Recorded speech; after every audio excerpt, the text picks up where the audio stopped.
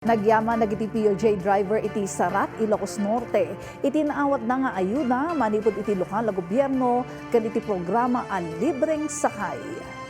May saka nagiti naipayan iti ayuda ni Jerry Balaan Jr. Sigun kenkwana, dakil at tulong ti ayuda para kadakwada. Gaputa sumagmamano alawas ang nagsasaruno ti panagnato ti presyo ti krudo ken gasolina.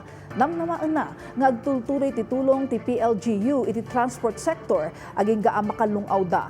Kabayatan na impasigurado mo ti lokal na gobyerno ang maidanon kadagiti apektado a driver ti umno at tulong.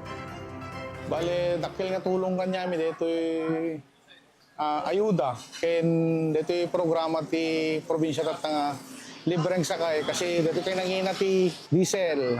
Alagit permi nga kakaasi nga talaga ti patata drivers and operators. So pagyaman nami ta nangitid dati baro nga programa dito libreng sakay.